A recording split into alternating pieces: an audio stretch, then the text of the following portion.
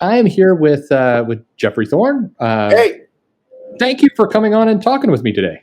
not at all. My pleasure. I like your show. Why wouldn't I come on?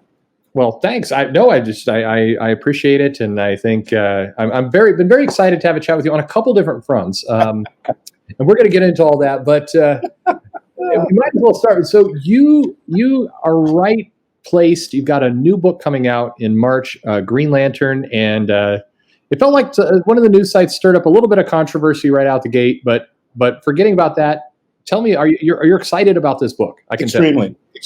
I was without talking out of school, I suppose. I can't tell all the details of how it all came about, but basically this started off with a very simple pitch and ended up with me writing the book months later. Like, I did not come in like, hey, I want to write the Green Lantern book, right? What I wanted to do was tell sort of a discrete story focusing on John Stewart, which Dan DiDio liked at that time. This is pre-5G. Oh, wow. Or right before 5G was about to be announced. I guess I don't really follow the fan press a lot, so there were rumors of it at that time, but I don't pay attention to that kind of stuff, so I didn't know. So I was sort of introduced to Dan. I never met him before. And what have you got for me? I pitched him like 14 or 15 different potential ideas for DC Comics, not related to John at all. And the couple that he hit on, of the few that he landed on, he was like, "Oh, and that John Stewart one, I want to talk to you more in depth about that." And I was like, "Okay."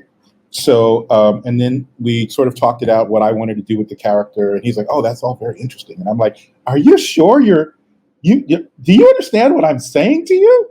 Like, and he's like, yes, Jeff, you're not, you're speaking English. And I'm like, I know, but of all of the things I pitched, this is the one, right? Like, Wow. You understand what's going to happen in this story, right? And he's like, yes. And I'm like, okay, man, it's your company, right? And then I go off. They're either filled with dread or they're very excited. One of those two. Okay, well, hopefully this will free some anxiety. So since then, I've now realized that 5G was a big thing with everybody, and everybody was worried about a bunch of things, right? But from my side of it, I was like, oh, cool. I'm going to write a DC comic. This is going to be great, right? I envisioned maybe a mini series or something like that. At most, a maxi series, frankly, because of my own schedule. Like, I would have never walked in saying, hey, put me on an ongoing. It would have never suggested that. But so I go away, I write a 2-page outline of what I think the arc will be, what you would call the arc, however long the story takes. And I turn that in. He's like, great, I get paid for that. And then 2 weeks later, he and DC part company. Yeah. And I was like, well, I guess that's it for that story. Really,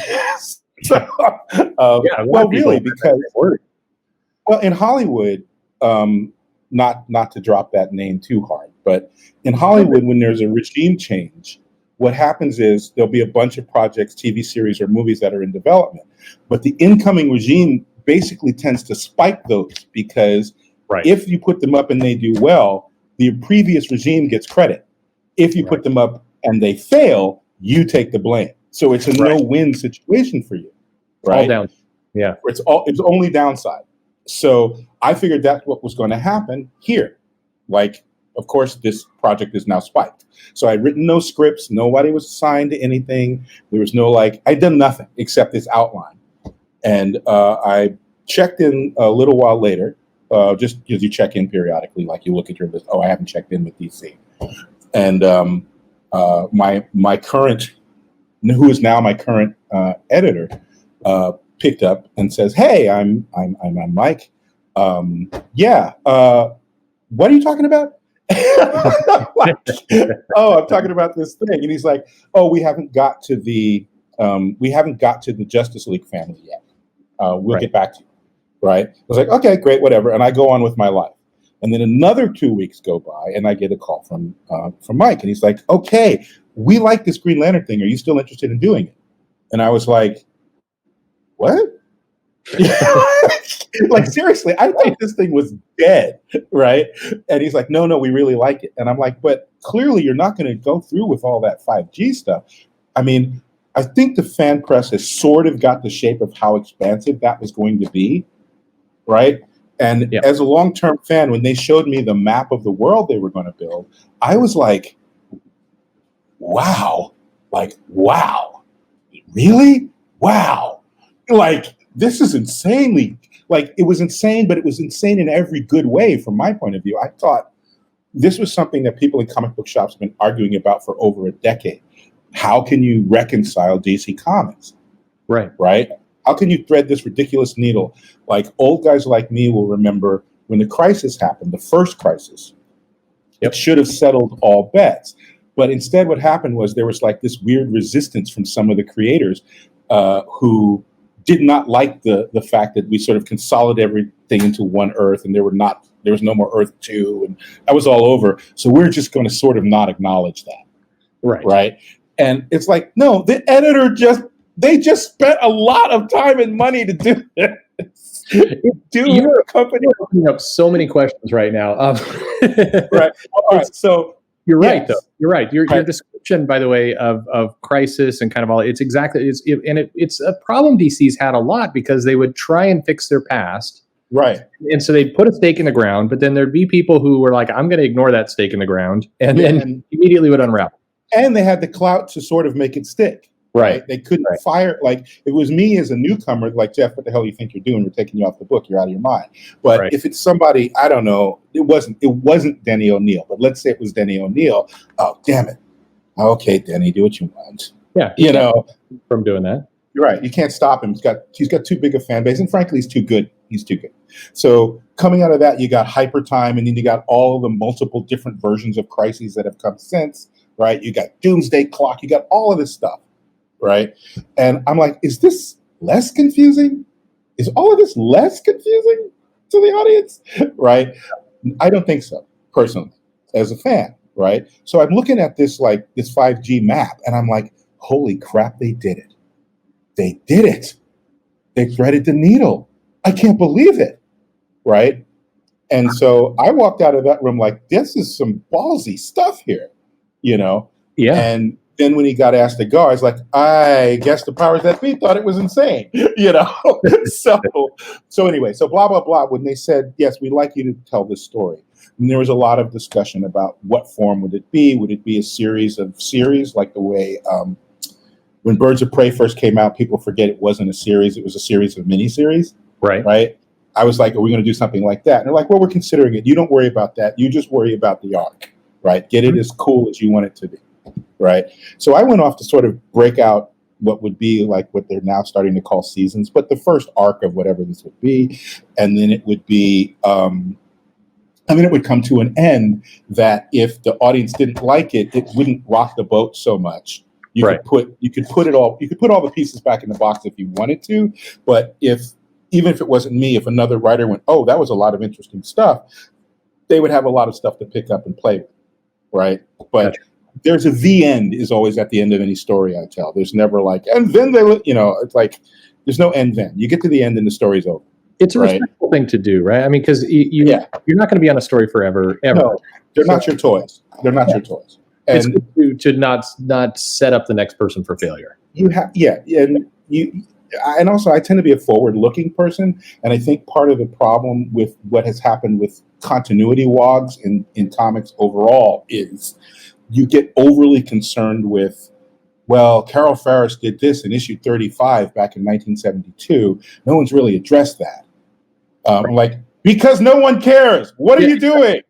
Stop it. You don't need to solve some of these problems. Like I think that's one of the things that strikes me about both DC and Marvel. When I've talked to the editors and people that they obsess over details that nobody in the shops cares about. Nobody's arguing about any of that. Yeah. Right. But granted, they're looking at everything from sort of an airplane, and we're all down here on the ground. Right. So they can be forgiven for not getting everything exactly right all the time.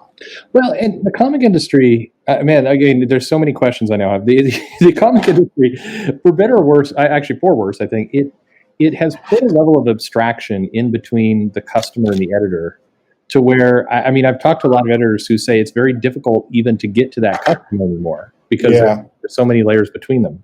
Yeah, I think that's an interesting thing. And we sort of talked about this a little bit off before we started, which is the social media is great in many respects. It does allow increased contact, right? Anyone who doesn't mind a large political point of view can come to my Twitter feed and watch me go off. And it's actually me, and they're actually my opinions. And that's something that younger people take for granted, but people in my age group, that's brand new. Like, you never used to be able to do that, right? Jim Shooter, Stan Lee, they had a more like, I'm going to relate directly to the fans, even if it's all through my Stan soapbox or for these, DC currents or whatever the hell, right? But we're going to sort of keep that ebb and flow going, right? Or at least the audience will perceive us as doing that, right? But now it's like, oh, Christ, I didn't like what, Dan Slott did in Spider-Man. Where's his Twitter feed? You son of a bitch, and that's fine because everyone thinks you're just the one person who did that. But in fact, it was 4,000 people who did that over the course of a week, right? Like, a bunch it becomes of people, unreadable, right? I mean, so you get this weird. Now it's there's a animosity problem there. Yeah. Anyway, so I feel like there is that weird disconnect, yes, but there's also an increased sort of appetite for instant gratification, and you can't turn on a dime even if you wanted to, right? Like, publishing. Anyway. No, that's the other thing is like comics. I think people, you're used to being able to get instant feedback and maybe even getting an instant response. That's fine. But the comic book itself is taking 6 months on the short end to actually be made. That's right. That's exactly right. So even if the creator was so inclined, and frankly, most of us are not inclined to do it, but even if we were like, oh, Christ, I shouldn't have killed Lois. That was really a big mistake. The fans hate that. Too bad they've got to sit through 6 more months of Lois being dead before I can do anything about it. Right? Because I hear you, you're right, but hey, we got 6 more months of comics to get through. Sorry about it. And so that there's no actual discourse going on. It's just people yelling at each other. And it's not a it doesn't not to pat you too hard on the back, but one of the things I noticed that differentiates your overall, obviously I haven't listened to everything you've done. There's too much. There's a lot. There's a lot. But I have listened to enough to go, you talk about numbers, you talk about marketing schemes, you talk about historical spikes and valleys, you talk about storylines that landed with certain people, with certain large groups. Why was this significant versus this didn't catch, whatever, right? That's a whole different shot than, I really like the Black Cat. All things that are not the Black Cat suck. Anything that doesn't elevate the Black Cat also sucks, right? And wait, you took over Spider-Man and you're not using the Black Cat? You are history's greatest monster. It's like, wait, but it's called Spider-Man. It's not called the Black Cat. You don't understand Spider-Man at all. Clearly, if you understood Spider-Man, you'd know that the Black Cat has to be there. I'm gonna burn you down now forever. And I'm like, really? If you have to actually make rent selling comics, I think you learn pretty quickly that your personal opinions matter a lot less than the people giving you money. So yeah, and that's another. It's this weird oh God, I mean, like, you could do a TED talk on all of this. It's just. Sure. I think a lot of people need to step back from the line a lot. I think the creators. I'm not the normal kind of creator. Most of the people who fall into the literary side of entertainment are relatively retiring sorts, right? The nature of being a writer is you spend a lot of time alone. I would say many, not all, but a significant portion of them are not really good in big social situations like parties or conventions or any of that stuff, right? So you get a couple of responses when you get this sort of wave of fans coming at you, either positively or negatively. If it's negative, you either sort of back up, put your weapon, pop the claws, right? Snick, all right, bring it, right?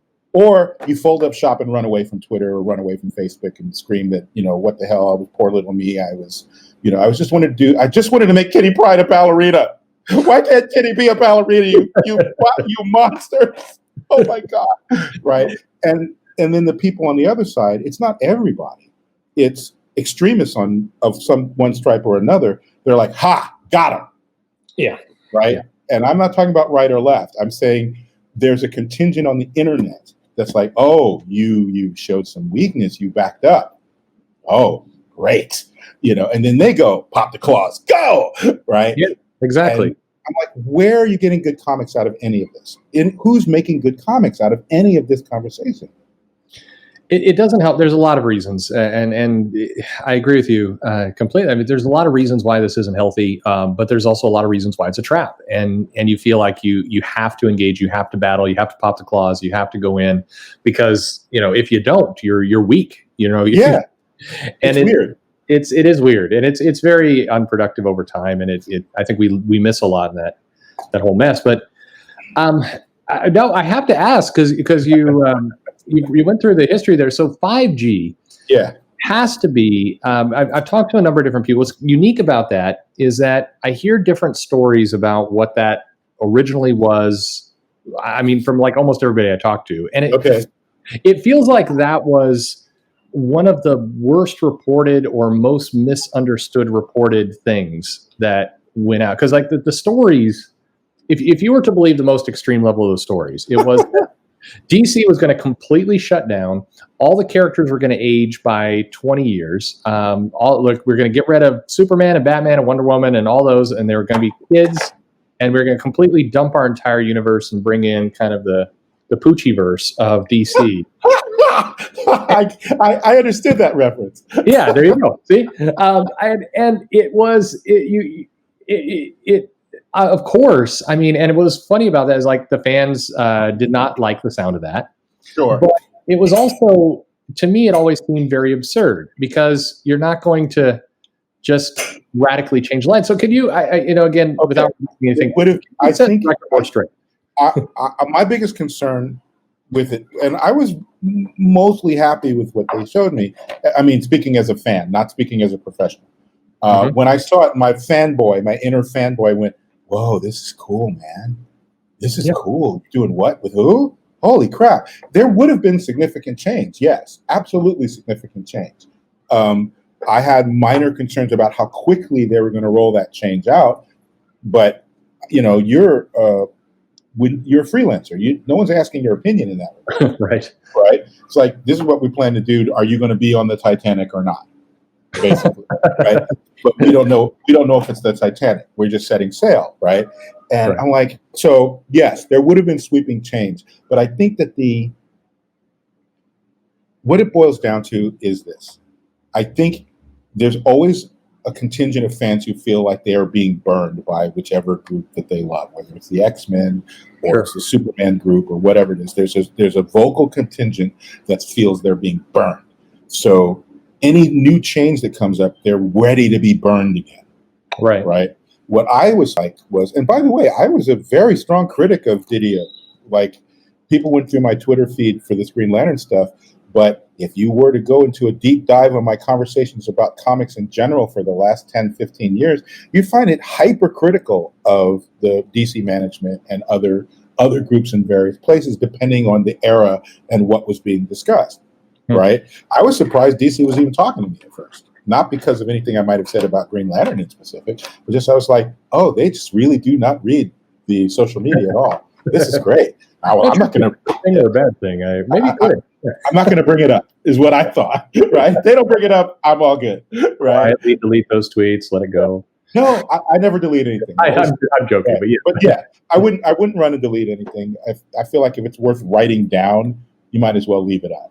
Sure. But so I look at this.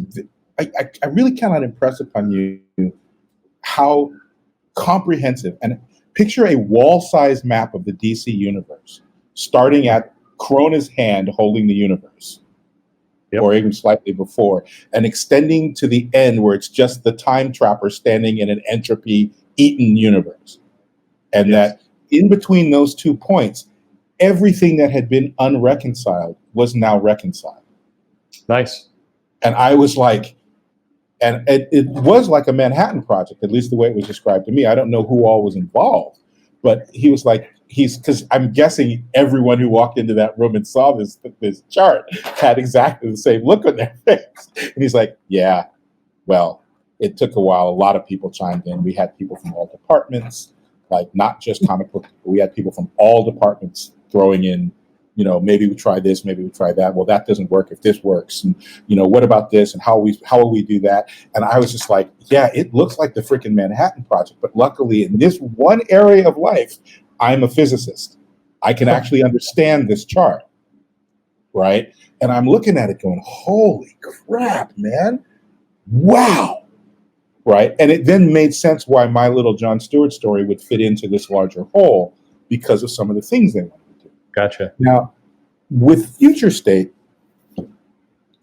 came well after all of that. Like, right. There was no such thing as Future State when I started writing the John thing. So like I said, I assume most of the 5G stuff got scrapped. I don't know all the details because you really can't understand how immensely comprehensive this wall-sized chart was. Like, it wasn't a little office wall. This was like a wall with every character you can even randomly. They had Detective Chimp was on the wall. Like, I think they take a photo and share it at some point. I mean, I don't know, but at any rate, sell that poster. Come on, DC. Holy crap! But I assume most of that got swept away with the loss of Didio. And so I'm just working on my little thing, and then I get a call and like, well, we're going to do this Future State thing. And I was like, what the hell is Future State? And they're like, nothing really that you need to concern yourself about. We'd just like you to do a flash forward in this arc that we've been going around about to sort of let the audience see that this is going to be not your grandma's Green Lantern story, Green Lantern story, right? And I was like, okay, where would you like me to place it in the arc? Because there's a lot of crazy stuff happens. And if we place it here, it'll make them think the book's like this. If we place it here, it'll make them think the book's going to be like this. And they're like, you just choose an exciting point. It doesn't really matter to us, just as long as it's exciting. It's a lot of creative control. Yeah. Freedom, I suppose. But remember, a good editor's job, I think, is to put up guardrails and then let you run. And if you hit the wall, they go, no, come back in here, right? They don't tell you in advance, don't think of stuff, because then you might not think of something cool that we all would have loved. It's better for you to go, anyway. I know, I absolutely agree. I think that is the role. And another time, I'm going to actually collect little bits of snippets of interviews from people talking about the editor, because I think that's another role that's super misunderstood in comics. Yeah, it is very much so. It is very much so. You got to picture them as both representatives of the corporation and as game referees. Yeah. Right? It's like herding cats with us. Like, I can't tell you the number of editors I've talked to. Like, you've been so reasonable about this. And I'm like, what normally happens? Well, I have stories. I could say, but oh my God. Right. What my rule basically is, if it doesn't break the story, if it's something the company wants and it doesn't break the story I'm trying to tell, why argue about it? Just say yes. What's the big deal? Right. So they said, can you do this little flash forward story? And I said, yeah, how long do you want it to be? And they told me the length, page count, all that crap. Right. So what you're going to see in Future State is that. Right. Okay. The Green Lantern was also a surprise to me. I guess they were happy with what I was doing. So they were like, look, we have a bunch of plans for Green Lantern. We'd like you to be a part of it. And I was like, oh, okay. Like, you got it, this. That's good though. That I like the continuity. So you're telling a story set in the future. You're telling your John Stewart story, and then the people reading and going, okay, this is the right feel for the title. Let's keep it going. That makes sense. But we're going to flash back. So right. The question will become, when you open the Green Lantern book, how did we get from what I saw in future? How did we get from here in this Green Lantern #1 to that madness I just saw in Future State? Now, as a question, because I know a lot of people have asked this, and you may not be able to answer, which is totally fine. But is the Future State, is it fixed? Meaning, if you get into the title and you are telling the story around, you want to go in a different direction and never meet up with Future State, is that still a possibility, or is it that you have to wind up there at some point? All right. Well, this is some business side stuff. In my particular case, the future, always in motion, is the future. So I can't guarantee you won't get there, but I can't promise you will. Okay. Right. That makes sense. But remember, as much as we all like Green Lantern would be what, number 4 or 5 in the pantheon Right. after the big 3, depending on who you like better after Batman, Superman, and Wonder Woman. Right. So there's going to be slightly less attention, even with the show coming up. There's going to be slightly less attention on that. So I don't have as much of management's attention on in that. I mean, that probably gives you some more freedom, but on the other hand, Yes. So the question, so is it firmly fixed? I mean, it's comic books. Like, right. here's the real story on all of it. Let's say I told you, yes, you're definitely going to see this scene. We're definitely going to get here, right? But then the audience doesn't like the book. You think you're ever going to get there? Right. And if I told you, well, I mean, maybe, and then the people are reading my Green Lantern, and they're like, yeah, but that flash forward was awesome. When are we going to get to that? Right.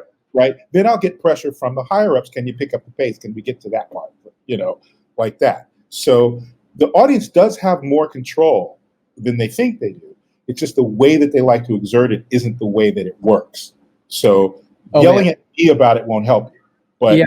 So perfect. I mean, I'm so glad you brought that up, because it's something I talked about recently, and some people have been asking. I like a book like this is the context it came in. I hear people say, "Hey, Robert Venditti's Hawkman is like the best book at DC right now. We absolutely love it." Right. But the sales are lower, and part of this, I mean, Hawkman's not a tier 1 character, but the writer is, if you're not pulling in the sales, I mean, the book gets canceled. And so fans say, what should I do? Do I need to go to Twitter and just start saying, F you DC every it's the best way? It's like, no, that's not the best way. That's not the best way. That's not going to help anybody. But how, like you said, are there any really productive ways that fans can say, I want more of this or I want less of that? Like, how should they do it? Well, back when, let's keep it a little bit on Green Lantern, I guess. Yes, we can get right back there. Back when, this is really long ago, but back when Hal becomes Parallax and Kyle becomes the only Green Lantern. I was selling comic books back in the days when I was running a shop. There you go. Right. But remember, there was no internet, but had there been an internet, it would have been on fire, because fans were they were just going crazy. What the hell? Who's this guy? They just threw some random dude in an alley, a Green Lantern ring? Are you kidding me with this? Who is this punk? Right? I can't begin to tell you. So I think it was, I'm not going to mention I'm not going to, maybe it was Ron Mars. There's somebody who, of course, was doing that storyline. Right. There's this comic got thrown out. I don't know who to attribute it to, but they said the anger in comics right now is so much. It's never been like this in the past. In the people were never angry about comic books before. Right. And I remember thinking they're expressing it now more vocally. But if you were running a comic shop during Parallax or during the Spider-Man marriage erasure, like, oh my God. Right, exactly. Or the Clone Saga, the infamous freaking Clone Saga. Give me a break. This did not happen when Trump took office. People have been pissed for a long time, I promise. Yeah, and if the internet had been what it is now back then, it would have been on fire for all of us. Absolutely. Right? So, but what happened was, I think it was AOL. Remember AOL? Oh, yes. These guys were just ragging on the new guy, and what was it? This aggression will not stand was their thing, and they created Heat, right? Hal's Emerald, whatever it was, right? Attack Team or whatever. I don't know if that's what the anagram stood for. I was like, guys, relax, right? It's comics. Whatever it is, it's not going to stick forever. You just relax for 5 minutes. Shut up, Jeff. Whatever. So I was like, okay, if you're going to do that, I don't even care one way or another about this new guy that nobody even knows what he is yet, right? But because you're being such dicks about it, I'm going to start cool. Kyle over other lanterns. Just because. You know what? Shut up, right? And then somebody else went, no. Because he's sort of an airhead, it should be cool. KEWL. And I was like, all right, go do your thing. And so that's what the two factions became. Wonderful. Right? You created that warfare. Well done. They were going out at each other. Now, I didn't do it as anything serious, or I would have said, no, it's cool. It has to be my version of cool. No. But then it became this weird factional thing. And then Kyle's the contested Green Lantern, and he was the Green Lantern for a decade, man. So, like, you're not making any points by telling the guys making it how awful they are for not doing what you want them to do. Either I know people don't want to hear it this way, and I think some of the creators have said it in such a sort of mean and cutting way. Yeah. But the bottom line is this. When we did Mosaic for Marvel, we put our guts into that book. The team was in love with the book. The editor was in love with the book. We were trying to do something new. We were a little bit upset about the marketing because they told the audience it was going to be a new superhero when the entire point of the book was, will he or won't he? Yep. The idea of the book was, will he be a superhero or will he be a villain? That was the entire core of the book. But it had been marketed, here's this new hero. Yep. So every page that he wasn't being a hero, when he was being the jerk that we all knew he was always going to be, it created friction with the audience that we could never get around. So at some point, the book gets spiked because nobody was buying it. Well, so I'm glad you brought that up, because I've used Mosaic as an example a lot in videos. I have like almost 2,000 of them, so I don't know if you've heard any of them. I have not, but now I'm going to dig for them. I'll have to send you some. So I use a lot, and this is where I don't again want to get you in trouble with anybody, but my comment is actually, you just affirmed it. It was the marketing in that book was so off. And I mentioned this now I'll say it from a store retailer perspective. When we start getting information about this book, one of the things that you can do is you can ask questions. And I remember very clearly, in fact, I think I have the emails, asking the question, what is this book? They were sending us promo work from, who was the artist? Oh, yeah, the original art was done by one of the big dogs. Alex Malev, right? Yeah, somebody like that. So we were getting this, and it's like, oh, what is this? And I said, okay, what is this book? Is it a limited series? Is it a new series? What is it? And the response I got back was, this is a limited series. Like, okay. And then about a week later, I think previews came out, the solicitations came out for the book, my ordering, and it says ongoing series. So right. I go, okay, was it a limited series or an ongoing series? Which is it? Because that's going to affect how we order and what we do. And I get back it's a limited series. Previews got it wrong. I'm like, okay. Yeah, exactly. And then more information comes out, and it's clearly not a limited series. It's not a limited series. It was never a limited series. It was never meant to be a limited series. So I mail back, and it's like, well, it's part of the Inhumans thing, and we're not really sure where that's all going to go. So you should order light. Thank you, Marvel. Yeah, thank you for that. From Marvel. So yeah, whatever. I'm looking at this book, and I'm like, and it comes out, and then I'm struck by exactly what you said. I'm like, this book does not even remotely resemble what was advertised. Right. And it was a cool concept. And I mean that, and I'm just talking to you. I've got the background videos to prove it. It was a cool concept, this book. But as a retailer, I've got to try and match up. Right. Who's going to like it. How do you hype the book? Which of my customers are going to even go for it? Right? So all of that stuff. Absolutely. So the only thing I had to go on really in this was, it's a new character, African-American hero. So that and an Inhuman. Right. So fans of Inhumans should go for this. But at the time, Inhumans is not doing terribly well. Oh, don't get me started on all that. Oh my God. So, but then the concept of, so then now I'm trying to recreate, it's like, okay, are you a fan? And now I remember this conversation in the shop, like, do you like Dead Man, but would you like something more contemporary in the Marvel universe where there's a real question about morality and good or bad? Mm-hmm. Maybe this book's for you. But by then, I think then like 2 months later, it had been canceled. Yeah, we got 8 issues out of it. And there was a lot of confusion, I guess. Because again, I'm off to the left. I purposely created a character that wasn't meant to be part of all the ongoing nonsense with the Inhumans and the mutants. Like, I was like, people are like, what about this guy's personality? I was like, I created a guy who, when Medusa calls him and says, we need you to get on the front lines in this conflict, he's like, I don't know you. Why are you giving me orders? Bite me. Yeah. Right? It was good stuff. And it's I mean, it pains me to look at it. Like right now, I'm looking at Marvel.com, and they list it as a 5-issue series. Yeah, it wasn't. It was never that. It was never that. I mean, what are you doing? But here's the other thing, and this will really. You're saying you don't want to talk out of school. This you will be infuriated by.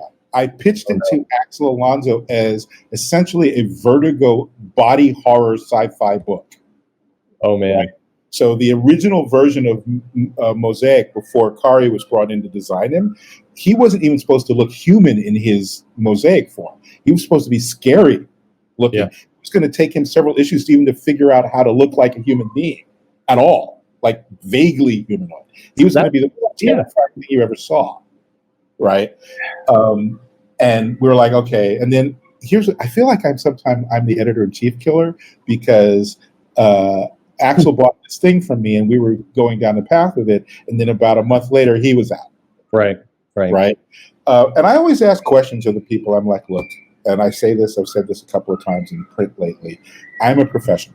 So here's the book I pitched you guys. You all say you like it, but I'm telling you it's a little bit off speed for what you normally do. So if you want a run and gun fighting a villain of the week book, please tell me now so I can say no and we can stop. Yeah. Right? Or if it was that kind of book and you want something introspective, please tell me now. I'm not writing that. I want it to be run and gun. So why create a situation where we're going to fight with each other, right? So what I was told was, no, go write your book, but maybe jump some more energy into it. So I was like, okay, great. And so that's what we started to do. But I think what happened was several things happened at once. I didn't know the retailer side of it, but I did see some of the ads for it. And I was like, oh my God, like, I'm a comic book fan. I know what I'm going to think if I go and pick this book up. Right? I'm going to be expecting, I don't know, Fast and the Furious, and what I'm getting is The Sixth Sense. Yep. And I mean, I might like The Sixth Sense, but that's not what you told me I was getting. If not you, but if Marvel had said, we've got this book coming out, it's going to be a little bit more edgy, more, like I said, Vertigo, a little bit more edgy of a book, there was a ready-made audience for that. At the time, Marvel desperately needed stuff like that. And those are the characters I was gravitating to. I wanted to pitch them on Brother Voodoo. I had pitches on Forge. Like, the characters I choose to pitch to these companies are not their, like, by the way, if you all hate me, everyone who hates me, I will never touch Batman. I will never touch the Flash. I will never write a Wonder Woman. I will never write Superman. Never, never, never, never, never, never, never. Okay, because so much has been defined about them already that there's no cracks in there for me to work with. I like to grab characters that are essentially ill-defined, and let's fill in those. Let's caulk up that wall, right? Let's get that wall fixed up and put some paint on it. That's basically my vibe. So with Mosaic, what I want to do is show how the Marvel Universe works from the inside, right? That character, unlike Deadman. Right, Deadman's a ghost. He possesses your body. Right. But it's just him in your body. You're still you. Have access to your memories. You're just a person whose body is being used as a puppet. Right. He doesn't, like, if you're a chess master, Boston Brand does not become a chess master. Right. He's just Boston Brand in your body. Right. Mosaic not only got all of your skill set, but retained bits of your knowledge when he moved on to the next person. Literally like a mosaic. Yep. Right. Yeah, that's the name. Yeah. Right. Well, right. It's not a shock that we called him that. Yeah. But by the end of, let's say, the first arc, the guy who started out as such a jerk, because of the inadvertent influence of all these other people who were in many ways more decent than him, he's actually a kind of a different person than he was. Literally a different person, because he can't eject those pieces. They're now part of him. Right. So that was part of the story. So I was also wanted to show, as you noticed from the first few issues, he takes over people that are at street level, then he takes over Spider-Man, then he's taking over spies, he breaks into S.H.I.E.L.D. at one point. Yep. So you're getting this, hopefully, cross-section of what it is like to be a person in the Marvel Universe. Yeah. Right? And we all thought that was really interesting, and then the marketing was like, here's this hip new black, blah, blah, blah, blah, blah, blah. And I'm like, oh, dear God. Like, Yeah, it was seriously. I mean, it makes me mad hearing this because it was money left on the table. I agree. I really like your, just hearing your pitch. I like the pitch, and people. I don't know what my audience comes from different places. They're listening to the show. I mean it when I say this. This character, when I saw it, was a strong potential book, mired in humans, mired in. I get like it seemed borderline. I mean, it was just defensive because they're like, "Hey, this character played basketball.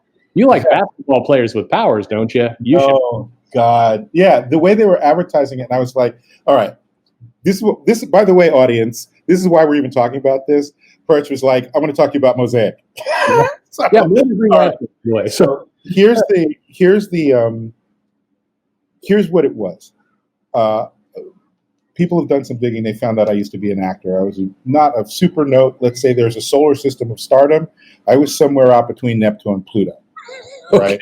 Right. So like, but I was a big enough star that I got an understanding of what it's like to be. I can't even imagine the crazy life a guy like George Clooney actually lives, because the life I was living out by Pluto was freaking insane. Like, I never paid for anything. Nike was giving me free clothes. Girls that would never talked to me before were diving out of cars to get me to have sex with them. And I was like, whoa, let's all calm down. Gotta walk away from that. I mean, yeah. Well, you think it would be fun, but if you're not wired for it, and I wasn't, it wasn't. Yeah, it was extremely uncomfortable, extremely weird. And then I thought, and this is where Mosaic basically came from. What if you were raised like that? What if you were born into that? What if you had, from the time you were like 9 years old, you had been on the world stage for something? Doesn't even matter what, right? And so I was like, all right, let's make him a celebrity, because essentially what's going to happen to him is going to make him invisible. And let's make him the kind of celebrity that doesn't need to have empathy for people at all, right? You need to pretend to have empathy. Like, he can't even be like a singer where you have to pretend like you like the girls that follow you around, right? He can actually be a jerk anytime he wants, as long as he keeps winning. Right. And so I was like, well, if I make him an actor, everyone's going to assume I'm talking about my own old life, which I absolutely was not. So let's choose the next analogous sort of entertainment profession. Oh, sports. But you can't really showboat in a football team. You can showboat amazingly on a basketball team. And by the way, I don't follow sports. I don't care about sports. I literally do not care about sports at all. I just chose it for its celebrity status, because how long did he stay playing basketball? What, 4 pages?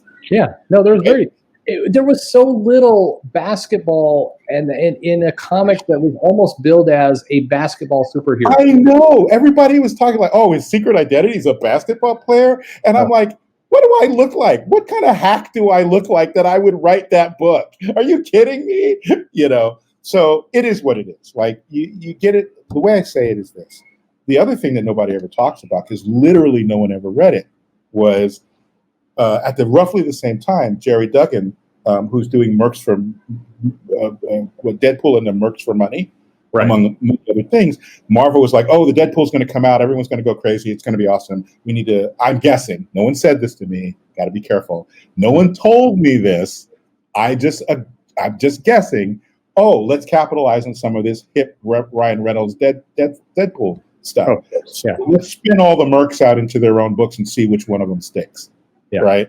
So Jerry calls me up and he's like, hey, you want to write solo with me? And I was like, Han Solo? Right. And he's like, no, solo from Mercs for Money. And I was like, solo. Marvel's giving Solo a solo book. Right. And he's like, are you saying no? Because it sounds like you're saying no. And I'm like, I'm not saying no. I'm saying why. Yeah. God, what a time that was. Right. And he was like, you know what? Don't ask that question. Just like, would you like to do it? I think it'd be fun. We've known each other a while. I think it'd be fun to work on a book with you. Right. And I was like, I mean, okay, but it's Solo. He's the Punisher with a teleport device. Like, he attacks terrorists. What is the book going to be about? Right. So we get together and we start talking about it. That's a whole long story. Bottom line is, Marvel said, do whatever you want with the book. It doesn't have to be anything that's come before. Make it interesting and fun, whatever you want to do. And so I pitched out a bunch of stuff, and Jerry was like, yeah, do all that stuff. right? That's fun. And then he had to step away, and I started feeling like, wait a minute, right? Right, because he had all this, he had so much on his plate. And he's like, Geoff, I'm sorry to do this to you. Can you take over most of the reins of the book? And I was like, I mean, sure, you know. And he said, yeah. And by the way, a secret about Jerry: anyone who ever says anything negative about Jerry is going to have to come through me, because this is going to be a 50-50 split on a book that I didn't even know was going to happen. He brought me in on it. One, two, when he says, look, I can't hold up my end. Essentially, I have all these other things. Can you take over fully? Right. By that time, things were printed, like it was going to say written by Geoff and Jerry. Right. He calls up Marvel and says, I'm just going to go over and take a look to see if I find the humor fits with the stuff I'm doing in Mercs for Money and Deadpool. I'm going to do a pass on that. So you're going to pay Geoff 75%, and you're going to pay me 25%. That's honorable. Yeah, I didn't ask him to do that. He didn't have to do that. I would have been fine with him taking his 50%, whatever, right? But that's how it played out. So that's the story on Jerry Duggan. Anyone who doesn't like Jerry Duggan doesn't know Jerry Duggan. Well, that's way better than a lot of other stories I've heard recently about others. So yeah, that's here. The point of all that is we put, like, that book is just crazy, silly fun. That's all it was meant to be. But at the very beginning, my fan reaction was, why are you doing this? Right. No one is going to buy this book. How do I know? I wouldn't buy this book. Right. And I'm going to be writing it. Right. I'm going to I put my full guts into anything I do, regardless of pay. Right. Once you sign a contract, you have to bring your A game. So we're going to bring our A game on this, buddy. But I'm telling you up front, no one's buying this book. It's Solo. No one is clamoring for a book about Solo. I promise you. I know, because I'm not clamoring for a book about Solo, and I buy comics all the time, right? And we made it, and who bought it? Nobody. Yeah. Literally nobody. I don't think it even appeared on the charts, right? Well, I mean, it's there. It's just it was bad. I mean, that was I believe that was selling under 5,000, as I recall. Like on its debut, there wasn't even interest from the speculators in a new number one. Yeah. But all predictable. All of that was predictable. Yeah, that was an era where Marvel was what is a Jurassic Park quote? You know, just because you can doesn't mean you should. So like, maybe you shouldn't. You know, some of this stuff. The real fun of it was, oh, I don't have a giant sort of continuity bubble that I have to keep referring to. Yeah, that's a plus. Please whoever the fans of Solo may be. No one's going to be yelling at me about that, and we can stretch out and sort of have some fun. So. When I say I love Jon Stewart or whatever, or he should have been the Green Lantern, we're largely talking about marketing and economics and how entertainment works. We're not largely talking about this character is better than this other character the way fans do. Like on Twitter, you have a limited number of characters, and I'm bombastic on Twitter. And I owe a bit of an apology, because I remember that story came out. And I'm used to that particular site exaggerating things for their own reasons, maybe just a bit. Right about the time, yeah. Anyway, so I went back. I found this tweet. I found it funny. I found this original tweet you had that they made a whole story out of, pretty funny. And I linked to it. I'm like, oh, this looks great. And I was joking, like I do with everything. Is just kind of humorous, and it caused a bit of a reaction. A lot of people jumped onto that who apparently haven't seen the news article. But that's how we found each other. Right. So it's leading to this good interview. So it was all for good stuff. But I don't think there's anything wrong with a writer saying they like some characters over others. I mean, at the end of the day, the story is going to be good or bad. Yes, but it gets to this thing we've been talking about for this whole conversation, which is this. Yeah. One thing everyone has to always remember, even the creator you hate the most, right? However far right you are, there's some lefty you hate who makes comics. However far left you are, there's some right winger that you hate that makes comics. But nobody makes comics who doesn't love comics, right? Yes, I'm with you. I want to believe that. I think that's true. And the people when you do find people who seem to really dislike comics or their love has gone, you can usually tell pretty quickly. Yeah. You can tell when they're phoning it in or when they're doing it. And God bless. It's a rough. The reason you generally can assume that everyone loves comics, there's no money in it. It sounds like a joke, but I laugh painfully. Yes. If you do your job right, you're working really hard at it, and the amount. And this is just from the writing side. The drawing is labor intensive. Oh, so sure. If they're doing it for the amount of money they're making, they love it. And I feel like that gets lost in a lot of these conversations. It's like they're just sort of treated like machines that are plugged into the thing you love. And if they don't do it the right way, you get the pound on them. But everyone involved in comics, the people you hate the most, they love comics like you love comics. Yeah, they just love different comics. They just love different. They love different things about it. They like them to go a different way, maybe than you would like them to go. And certainly, there's space for debate in all of those arenas. But the idea that the people are out to get you—that's absolutely untrue. It's just not true. Yeah, it's where, I mean, the big frustrations I have is, as you've heard, is it's really around the why aren't you marketing better? Why aren't you setting the record straight better? It's not. I agree. It's where it seems to be really broken is in the message. Not it is in the content. It is, and I think that has to do with. I mean, there's a billion factors, right? Like again, there's a TED Talk on any one of these factors you could choose, but one of them is we've talked about a little bit the way the internet just works, right? It lends itself, and the algorithms they've been outed now lend you towards the negative. They push you towards the negative. Sure, right? that's true. You're going to get clusters of negativity rather than clusters of positivity, right? If you're a comic book news site, it's in your best interest to create a sensational story that's going to make everybody mad. That's exactly. Or going to report news. Right. Clickbait is a thing. It's a real thing, and it works, or they wouldn't keep doing it. So, so there's that component. The other component is, again, you and I have been around this a bit longer than some of the people who are doing most of the yelling right now. One of the things that they don't realize is this used to be not only a cottage industry, but a cottage hobby. Right. Right. Now it's mainstream, fully mainstream. So there are more people involved in our hobby than used to be. And those opinions are not quite wired the same way. They're not getting out of it what we all got out of it. That's true. Right? They don't have context. Yeah. They just don't have context. It didn't fill whatever need it was that grabbed us as 9-year-olds to start picking these books up and never put them down because they're not coming at it that way. So it's not that they're wrong. Different.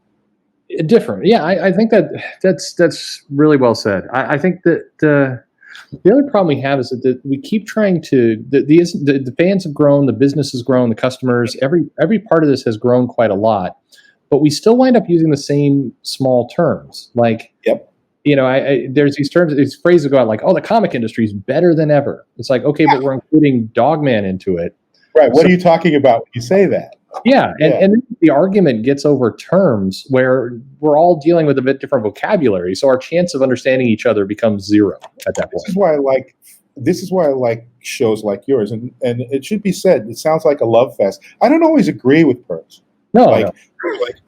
His conclusions are always reasonable, but he doesn't always have enough data to draw an accurate conclusion. True. And sometimes there's no way for him to have that data.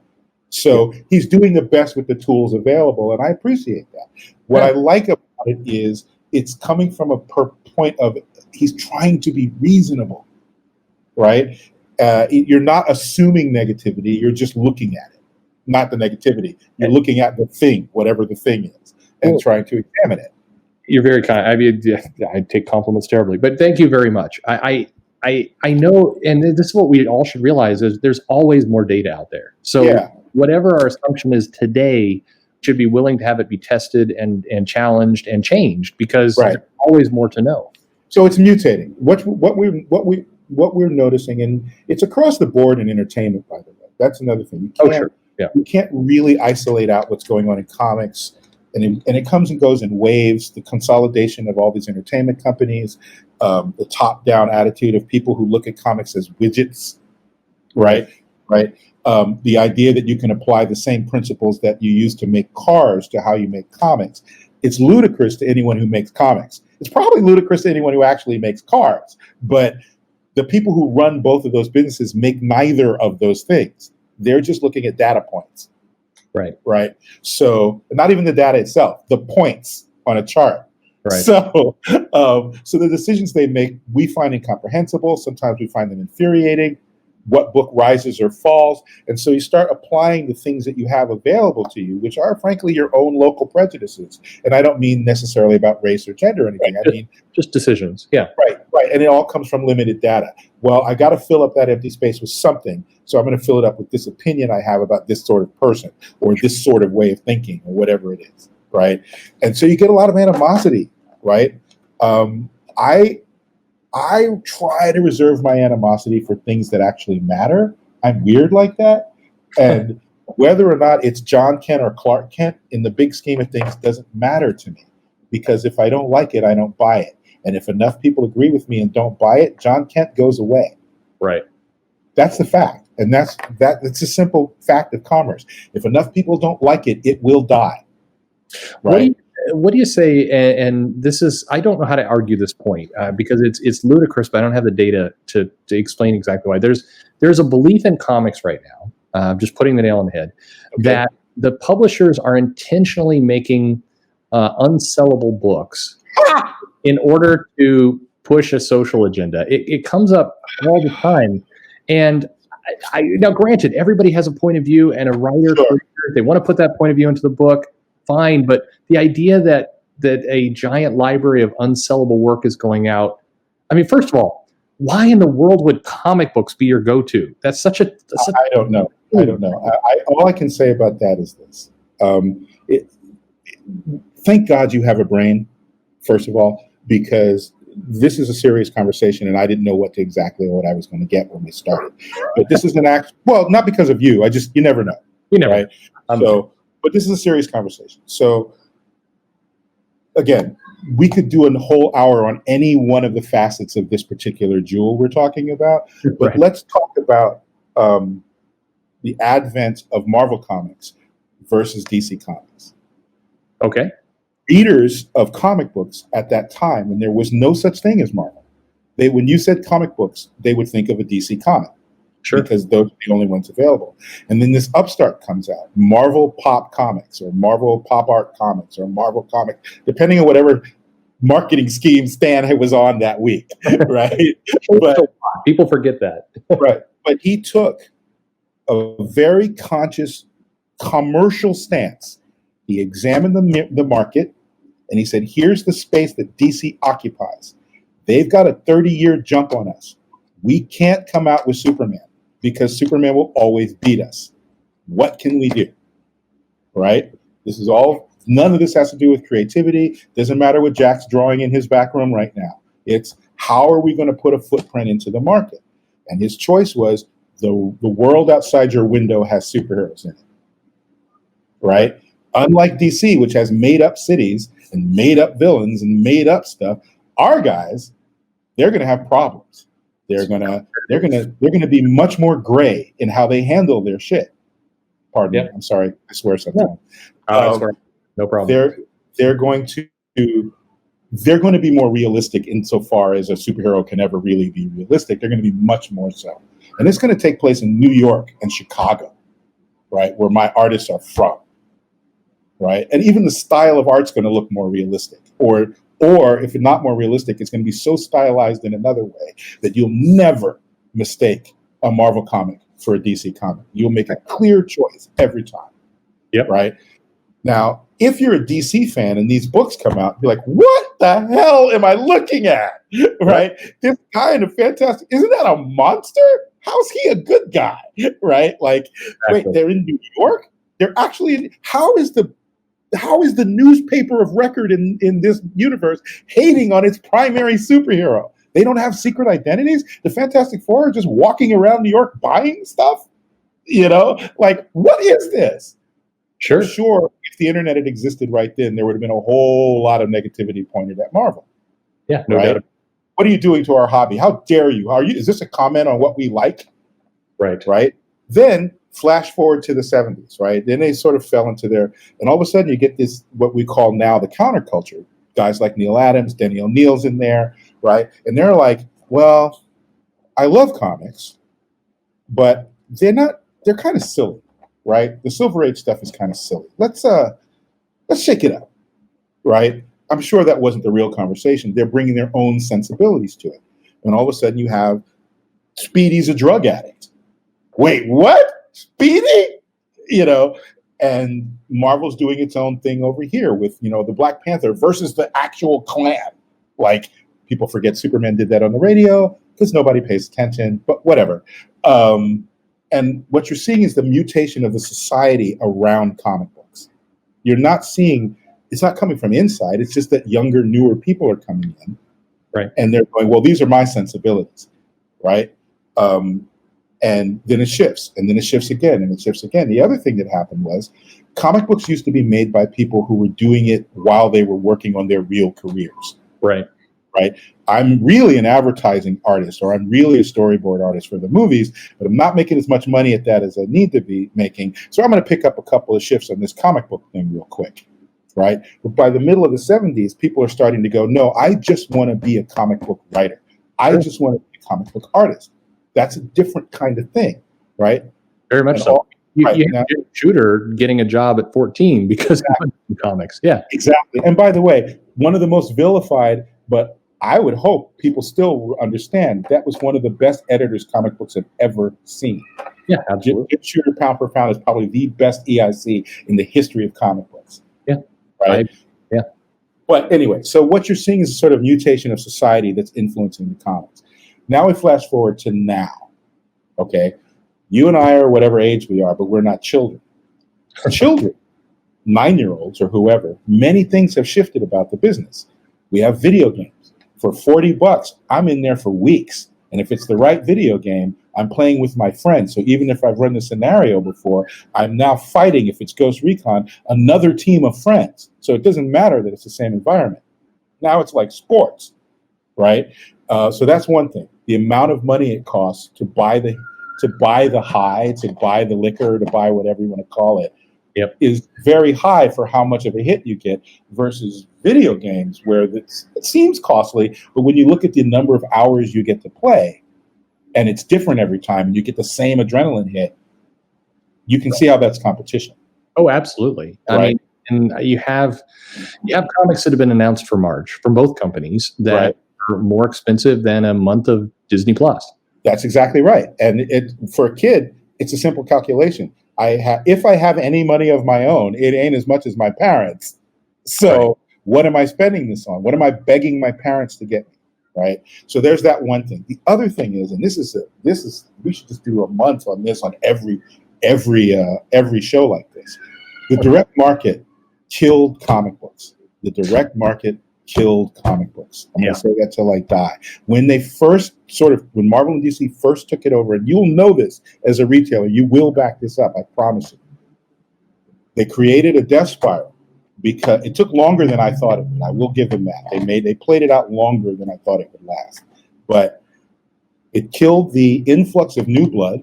Yes. You don't enter a comic book shop unless you already like comics. So there's no random point of purchase buying because everyone who enters knows why they're there. Whereas when I was coming up, I found comic books in some weird rural gas station when I was on a road trip with my dad. It's like, wait, they've got a Commandy in here. Yep. Exactly. And off to the races. That can't happen with a dedicated comic book shop, right? That's one.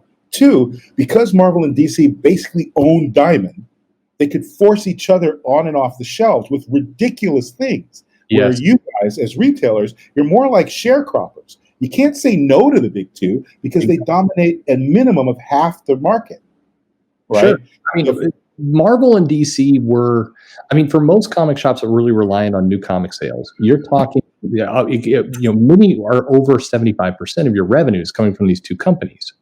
So any feeling that you can push back on anything is gone. You couldn't. There's no way you could. So from outsider point of view, just as a if you wanted to start your own company, let's say you wanted to start Valiant or you want to start CrossGen or something like that, one of the things you're fighting is not just the historical popularity of Spider-Man or Superman or whatever, but the fact that if you get too big for your britches, Marvel and or DC can go, you know what we should do this month? Let's have 18 Wolverine titles. Yep. Right? And then the retailer's like, well, I can't sell 18 Wolverine titles. That's nonsense. There's not enough Wolverine fans. And he's your biggest seller. And we don't have enough fans for that. Yeah, well, you're going to take these 18 Wolverine titles and you're going to put them on the shelves this month. Yep. Or else. Sure. And the introduction of variant schemes and then all of that. All of that. Yep. Right? And so the retailer's stuck because you have this perfect flow of the product on the one side, but it gives the people who made the product absolute control over you. Right. Because you can't buck that system.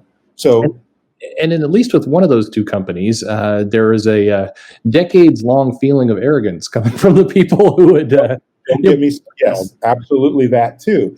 And on top of that, again, you'll back me up. This is all what I've gleaned from being around comic book shops my whole life. I don't know for sure. Every time you don't say no, I'm taking a checkbox going, I knew it.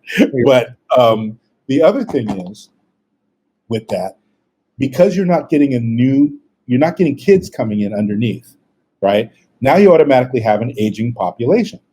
So how do you hold them? You've got to increase the quality, physical quality of the product, which means better paper, possibly hiring better artists. I don't want to get into all that because different eras decide which one's better and which one's worse, but more sophisticated physical product for which we'll charge more money.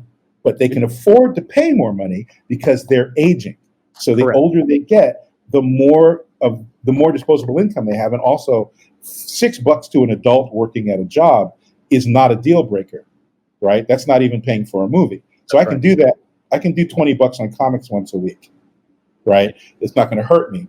But the other thing it did was created what I call a nostalgia engine, which was really the death knell. Because as that population ages, it also becomes resistant to change. Sure. And therefore, you don't get new heroes. You don't try as many new things because you know they are resistant to that. You start giving them only what you think they want. And so the people coming in to make the comics can only recombine the same 6 things. I think you're right. I think the extra little twist to all that is that, and especially what we've seen in the last several years, is that companies, Marvel, DC, by being propped up by larger corporate people behind them, they have desires that are different. They have a goal of creating IP that's going to target different markets that are very different from the aging comic book market. Right. So then the message comes down to the comic book creators and the editors, and these are the priorities we want to go after this market. But they're fighting a completely hopeless battle because they're creating content. That is correct. We're going exactly correct. Yes. You've created a safe market for yourself.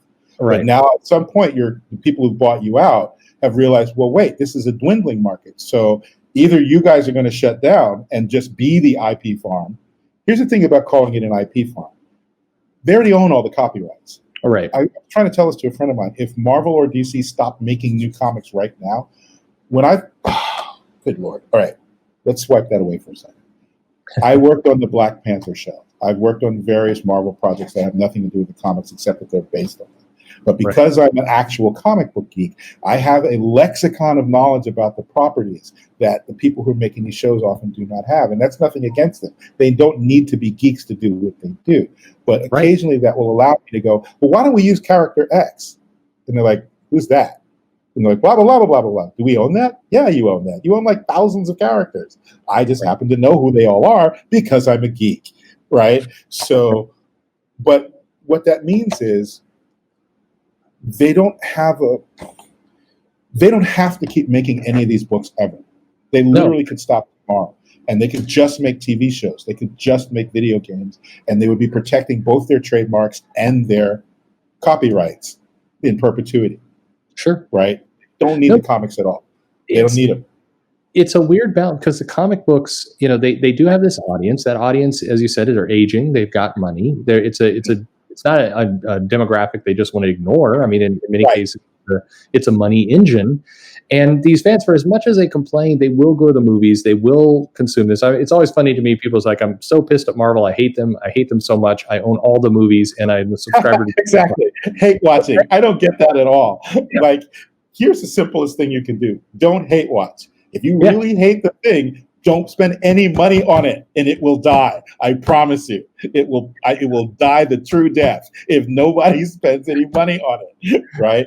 True. But, I love the guy who's like, I watched Captain Marvel 20 times and I hated it more each time. It's like, what are you doing? Why are you doing that? What are you doing? Yeah, on time number 15, you should have really questioned your life choices at that point. But, dude, I walk out of movies in the middle. I walk out of a movie. If I stop liking your movie for 10 minutes in a row, I'm out. I will literally leave the theater and get my money back. There's like, I do not. We don't have time to sit and watch bad movies. But I think the challenge I think a lot of people have, a lot of people I bet listening to this have, is that so you have this population, they're older, they've got money, they know what they like, they have these characters that they really love and respect, and they want a handful of titles for them. Now, and what's funny is I don't even think they want that many. Like, you look at the X-Men fans, they're like, I just want a good X-Men comic, maybe 2 or 3. I know I don't want 12. Right. But I'm going to get 12, and then the companies keep trying to find this mythical audience that doesn't exist at the comic store. So then they'll write comics aimed very yeah. And then the other thing about that is what I was alluding to with how the society is changing. That it isn't okay. For instance, when you see the Jon Stewart comic, it's quite different. It's different. I think that's why Mr. Didio liked it, right? But I'm not some 20-something, protester type guy, right? I'm just a guy who didn't normally have access to Dan Didio, right? So I pitched him an idea that no one he knows would have pitched him, and he was like, whoa, that's quite different. Yes, it is. But it's not like I wasn't trying to write comics all those years. It's just that the comics was a cottage industry, which meant that it was a handshake industry, which meant it was friends of friends who were getting jobs in that industry. Right? And outsiders, literally outsiders, couldn't get in. Now, corporate America does not care about that. It is no longer a cottage industry. So instead of saying, Marvel is telling these guys to write this way, all that they've done is said, no, we're just going to wish to attract talent that is different than what we've had before. And when they say things we like, we're going to give them a book. Now, if you're mad at anybody, it isn't the creators of the books. It's the people who have decided that that's how they want to go, right? Yep. So jumping on the creators is not going to help you, because that's what the creator does. Now, whether you think Marvel or DC should be attracted to that creator, that's something you take up with Marvel and DC. But the creator didn't come here to shit on your character. They just pitched a story. Like I said, I pitched Dan 17 stories, completely unrelated to Green Lantern, right? He sparked to 3 or 4 of them, and one of them ended up being what's now going to be Green Lantern, right? But he didn't tell me, oh, Jeff, do it like this, right? Or we're going to do this with Wonder Woman. Pitch something for that. There was no conversation like that, right? Because it's not necessary. It's important for people to realize, because I think there is people get mad at say Mariko Tamaki for being on. Yeah, I've seen that. People have lost their minds. Yeah, but Tamaki did not give herself the job on. Exactly. Right. None of us as freelancers, we're not in those offices. We're not making that decision. And like I've been trying to say about the either Future State or 5G, I only know my little parcel of land. I don't know. Like, I am just as interested to see what the hell happens with this new Suicide Squad book. And they just announced the Earth 3, the Crime Syndicate book. We got Crime Syndicate. Yeah. I'm like, this is the day I found out about that book. Like the day they announced it. I don't know what's going on with the rest of it. Right?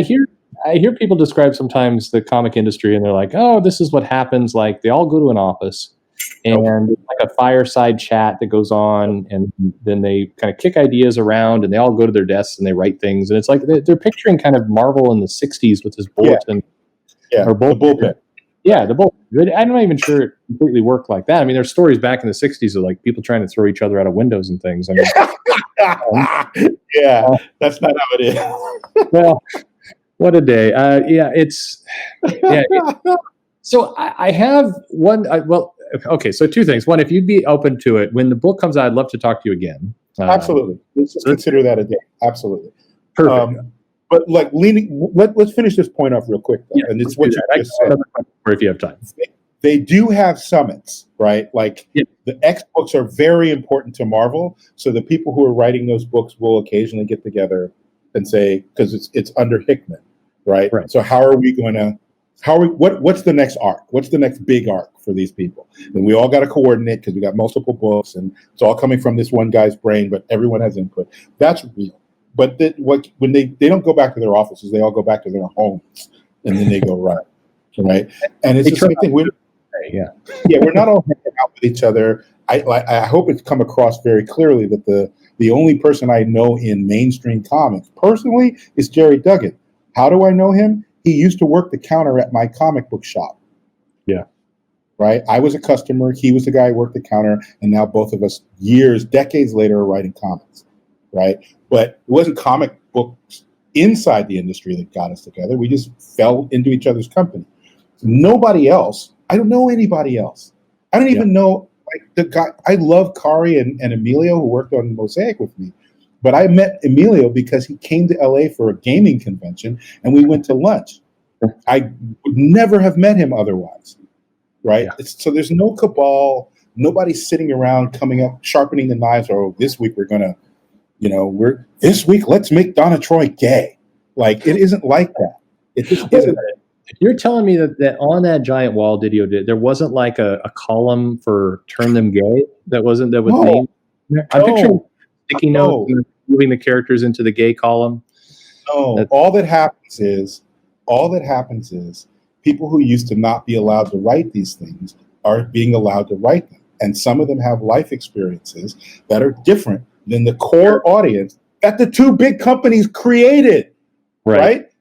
These were just being out on the newsstands, and there wasn't like this sort of, let me massage you and give you these beautiful maquettes that cost $300 of 1930 Superman. You beautiful flower child who supports my industry, right? There's that whole nonsense, right? If these things were just released into the wild, they would sink or swim based on normal market forces. And you know what would happen? Some of the so-called, let's say, different sexuality stuff, some of it would land, and a lot of it wouldn't. Right? Yeah. Some of the stuff with black leads or Latin leads, some of it would land and a lot of it wouldn't. Right? I mean, it's such a strange, so it is, man, we could talk for another hour on this topic alone, but it really is the comic shop audience was curated and became this group. Yep. It's a group that's getting serviced, I don't want to say very well because that's subjective, but I mean, there's this pipeline of comics that doesn't fit this group. And the fallacy in all this really seems like, I get why DC or Marvel would want to do this. I get the new audience they want to chase. They're throwing all the content into this market that audience doesn't appear at. Yeah, and that's true. All that's true. And they're not getting them there. I mean, that's the crazy part is like, okay, if you want to grow this audience, like I talk to a lot of other retailers who get scared at the idea of the newsstand coming back. And my comment is always, the newsstand's way different than it used to be, but it's our survival. Like if it doesn't come back, if comics can't get in grocery stores or places somehow, somewhere, you're done. Yeah, we are going to age out, and in 10 to 15 years, it will be back issue only for a very deep population. It will become the rare books, right? You'll have Johnny Depp hunting the world for Detective Comics 36, but the thing that I would say, my recommendation to the stores that want to survive all this, if whatever Marvel and DC do, is become geek sites rather than dedicated comic sites. Geek culture is mainstream now. So just don't limit yourself to comics. I agree. Yeah, I can't agree with you more there. And I think it is, for Marvel and DC, I think there is a moment where it's like, hey, if we want to grow, because right now I think if you take a step back and you look at kind of the overall, if the comic book market as a large whole, I showed the numbers of it. It's like Scholastic's eating your lunch right now for this new. No joke. Exactly right. And you talked about Primer. You just talked about Primer. My friend wrote that book. Like, I know Jen.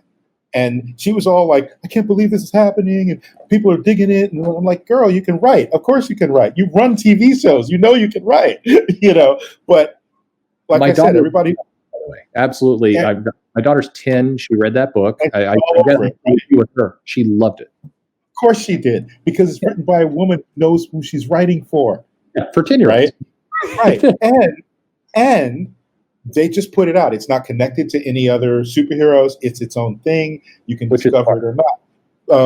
What's that other thing I was reading recently? The Amulet series, right? That's a Scholastic book. It's destroying, right? Yep. It's like Harry Potter freaking numbers. But my comic book geek friends, they don't know anything about it.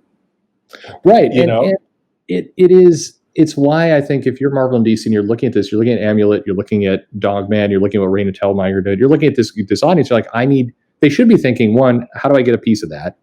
And two, as those people age, as the 10-year-old becomes a 15-year-old, becomes a 20-year-old, are we ready to catch them? Because they're going to be looking for more. How are they going to come to us? And they have to be building that bridge. And what I can't tell from this vantage point is if they are, or if they're chasing what looks like an unkillable monster right now in Scholastic.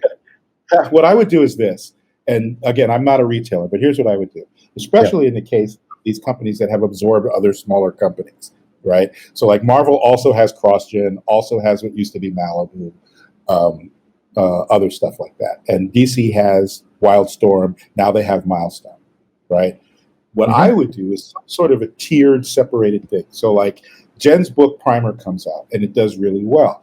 I don't think you can copy Primer, but the first thing I would do is, hey, Jen, do you have a sequel? Let's get a second book out there. That'd be the first call I make after those numbers. Oh, yeah, 100%. Second thing is I would start building a Primer universe of just books, right? Just graphic novels set in that space that have nothing to do with the normal DC continuity. No, Superman is a comic book in that other universe, if he exists at all, right?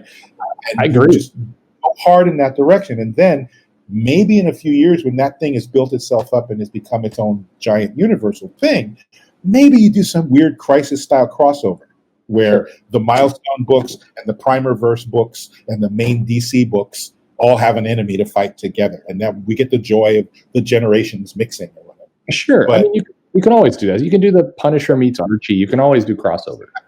But I think from a corporate point of view, what you were talking about is, how do you hold this?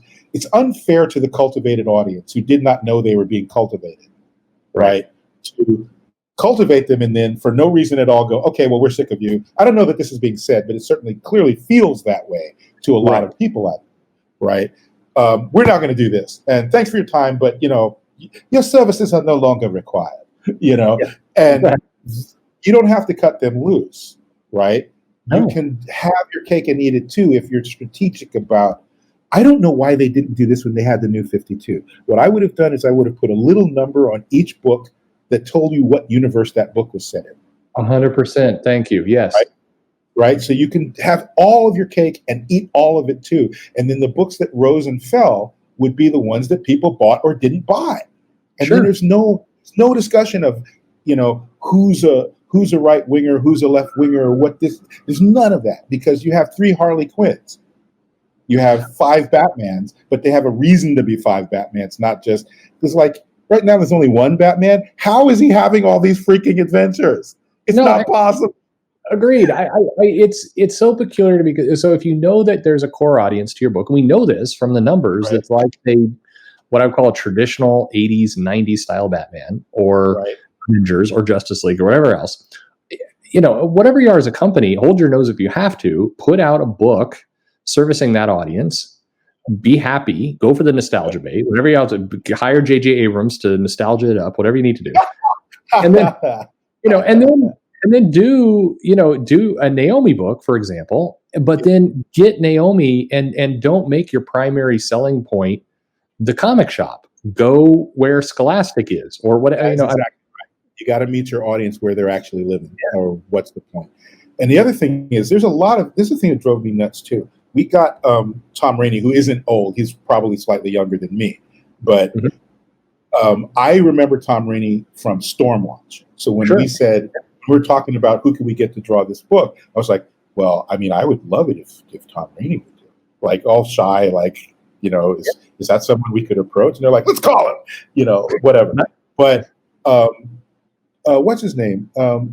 Jerry Ordway is still out there, right? Art Adams is still out there.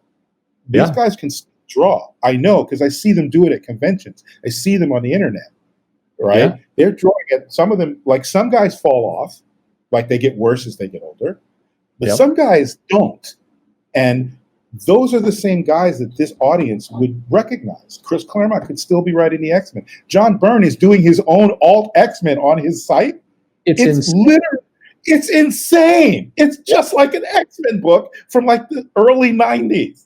Yes, like, it's crazy that Marvel doesn't go, look, we're trying this thing with Hickman, the X-Office. It's great. It's going to appeal to this new audience, and it is appealing to some people, and great, we're pushing it out. Maybe this becomes a movie for Disney someday. I don't know. But meanwhile, here's a book. We've got Claremont. He's sitting around. We're still paying him. Here's Byrne. Right. Pay him some money too. And we're just going to put out this book. If you are an X-Men fan of the 80s, here you go. And it ties into nothing else but it's not part of Ten of Swords. It's not part of any of that. It's like, if this is the version of the X-Men you like, we've got that for you. Come buy it. It's going to cost you slightly more because it isn't the main line. But, you know, on the other side of that, maybe we deliver them only in OGN form. Like 4 times a year, we drop 100-pager on you. Yeah. And it's, you know, because we're grown-ups, we'll do that. People will do, it will be, and then I think it seems like this is a very solvable problem. This is the thing. Like, I agree with it, but again, do it. Like I said, we could keep going on this, but I think the part of the disconnect, what do they always say? Never assume racism or sexism or whatever when stupidity will do. Yeah. Right? When it's probably the ignorance and stupidity are probably more the culprits than someone coming at you trying to shove something down your throat. Right? What it really is, they don't know. Right? They don't differentiate between the widgets. They're just widgets, and these are markets. There's no one is acknowledging the fact that while we will go see the movies, right? Comic book buyers will go see the movies. People who discover these heroes through the movies do not come to buy the comic books. They just don't. No, so, you know, stop chasing that. It's not going to happen, folks. It's funny. All right. So I have so many things I'd love to talk to you about. Let's end on your book. So you got Green Lantern coming out. People are going to be shocked by this book. It's you're going to be like, is there anything you can tease us with it that won't give anything away? Is there any kind of, like, if you love this character, you'll want to see, like, anything you can give us at all? All right. What can I give you? It is, I wanted to tell a cosmic story. Excellent. It is a story. So for me, if you see my name on a book, however long the book lasts, which is up to the audience, right? But even if it were to last 5 years, there's the end to this story. It is not this is Geoff coming to reshape the DC universe in his own image. I wanted to tell one story. I'm going to tell that story. I'm going to period at the end of it, and I'm going to walk away. Okay? I do have an affinity for John Stewart. I'm well aware of all of the love that all the other Lanterns have. And if I could tell you the shape of the book, I think this is the other thing I think I've talked to you about briefly. I can't tell you the details that would make you feel better because I'm not legally allowed to tell you the details. But it's I don't want to know. I do love being surprised by a good book. Right. I can tell you what it's not going to be. I can't tell you what it is. Good. Okay, what tell us something. Is John's not going to go to Harlem and be fighting the Klan. Hal is not going to get punked out and made to look like the worst Lantern in the history of Lanternkind, or even knock down even one little peg. Okay? I have no interest in beating up Hal Jordan or any of the other Lanterns. They will appear as needed, and they will be freaking Green Lanterns because they're Green Lanterns. Yeah. Green Lanterns. Let's get into the Trinity. Let's knock somebody out and Green Lantern in there. So, but it isn't the book you're expecting because I'm not interested in what came before in that way. I'm only interested in forging new ground. Otherwise, why be here? So what I hope will make you feel better is that you're going to see things you've not seen before, right? You're going to see them in new situations than you've seen them before. This is so aggravating. That's good. We will come back. If you have the time, I'd love to talk to you again when the book's out and chat with you about the week that Future State 1 drops. Let's just make a date that you and I will talk. What I don't understand is because of all the kerfuffle, normally I don't do this, but I went and looked around to see what the fan reaction was, and I saw that a lot of it was pretty hot. But one of the comic book retailers did something where it seems like DC sent out a PDF of the first issue because they were talking about it, and God bless them, they didn't do spoilers, right? They didn't say anything like that. But the guy who was reviewing my section, because it was not just mine, it was all the Future State stuff, was like, this book was like, you could see him kind of trying to find the words where he didn't want to spoil it. But I was like, what's he going to say? I was all leaned forward, like, is he going to kill me? Is he going to kill me? Because he's the only person that I've seen so far who's actually read it, right? And he was like, this is really fun. Like, it's so different. And like, it's not what I expected at all. And he talks about it a little bit. But his thing was like, it's kind of like, and I've never played this game, so I can't speak to whether it is or not. He's like, if you like Halo, you're going to like this. Okay. That's yeah. And I was like, oh, okay, I guess I better go look at Halo real quick to see if that's a compliment or not. And it turns out I think it was a compliment. But this is not, it's going to be a lot of different things. And some of the things people are going to be, here's something that'll put your mind at ease. People that are currently defending me, right? I guess I don't need defending, and I don't care if you attack me, by the way. None of that matters to me. I do not care. I'm here to tell the story, and that's it. I do not care. But some of the people who are currently defending me, I don't know how happy they're going to be with what I plan to do. That will make me happy hearing that. And the people that are currently really mad at me, I guarantee some of them are going to be like, okay, you all need to shut up. This book is dope.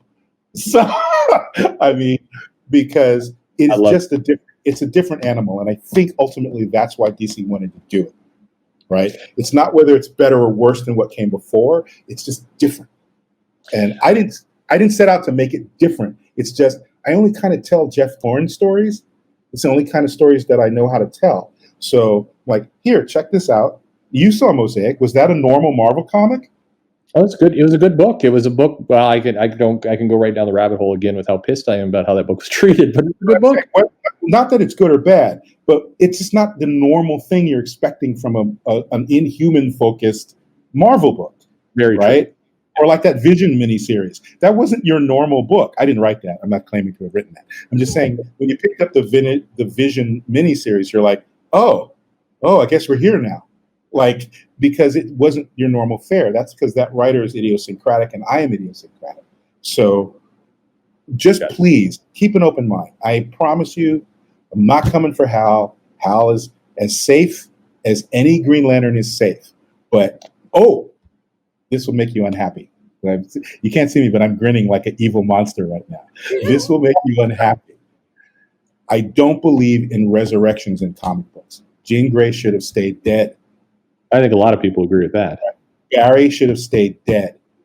Their sacrifices meant something. And I've written this somewhere else, but death has to be real or who cares?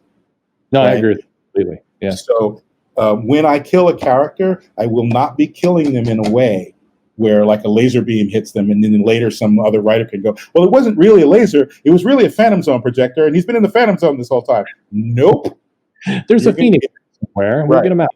Yeah. The writers who resurrect these deaths, if there are any, I'm not saying there will be any, but if I decide to kill someone, it's going to be work to resurrect them if you want to bring them back. That's not a bad thing. I think consequences should matter. And if you're going to go with death in a comic, then you should make it matter. But and no one is safe. a lot of people will like what you said. I mean, a good action good comic. I think I'm curious to see it very much. I have to laugh a little bit because one of the people who's really ripping on the book was saying it from the perspective of, and now they're going to bring in this newcomer, this black. Wait a minute, newcomer. No, what? No. I mean, None of that. How old is John Stewart now? It's got to be. He's been in comics for coming on 40, right?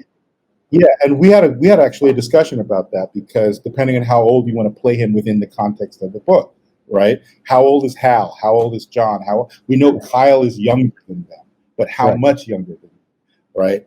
Like there was a lot of conversation about that. So John is, I mean, probably mid-40s, I would guess, like in the context of DC Comics. You know, I picture Hal being roughly the same age. I mean, as a character, this character was introduced in the 80s. Oh, God. Yeah. John? No, John was born in the 70s. 70s, yeah. Earlier. Neil Adams. Denny and Neil Adams. Yes. Right? And he's been through a lot of permutations, by the way. Like, it's all of them have. People have been commenting on, like, Scott Snyder invented him for Justice League, and it's like, I don't even know what to say that. God, relax. Everybody relax. Just relax. In a month, it's going to come out. And I will say this, and then I'll let you go because I know we're probably over time. Oh, no, it's all good. I am a gladiator, guys. I don't worry about anything except going into the arena with my sword. The story is the monster. I fight the monster, and then the audience is Caesar. And you put your thumb up, and the monster lives, which is you buying the book, or you put your thumb down, and the monster gets killed. And I walk back to the gladiator pen, and I wait for the next fight. Okay? I am not here with some weird emotional agenda to beat up your favorite people. I'm just not averse to killing them if the story needs me to kill them. That's it. So nobody's safe, but nobody has a target on their back either. Excellent. Right? That's what it is. It's a story. It's an adventure story. Well, I look forward to catching up with you in about a month when Hal Jordan been, I don't know, they've made him a eunuch and Jon Stewart's and it's all good. You know what I promised to tell you? Because there's a whole bunch of stuff I can't tell you because of the NDA. But once all the dust is settled and I get permission, there's a lot more to how this turned into the Green Lantern #1 that you're going to see that I've not even touched on how all that happened. I promise to tell you how it all occurred, regardless of the outcome of the success or failure of the book. Okay? Yes. Because there's so much backstage stuff that people wish they would know, and they always want to talk about who hates who and who's sleeping with who and who did some dastardly thing. But if you really want to know how the frickin' sausage is made, some of it's boring, but it will put your fears to rest a lot of the time. Most of it's boring, I think. Yeah, most of it's freaking boring. Geoff, I can't thank you enough. This has been an awesome, and now we're just going to have to do a sequel. So okay, well, let's just consider, a standing sort of penciled in date, and when we have time, we can do it again. Perfect. Geoff, thank you very much for all the time. I really appreciate it. I'm looking forward to your book, and hopefully people listening to this, they're a little bit calmer now, and they're looking forward to it. Well, let's hope, because it's coming out anyway. Yeah, well, fair enough. Yeah, calm or no calm, it's coming one way or another, but maybe, the book will be good. But don't be apprehensive. I don't want you to be apprehensive. I don't want you to be hopeful. Just know the book's coming, and it's nothing like what anyone seems to expect. That I can guarantee. That sounds just awesome. Literally none of that's whatever you're worried about is not going to happen. That I can promise you. That sounds absolutely awesome. Well, thank you very much for all the time, and I guess I will talk to you soon. Yes, sir. Be well, brother.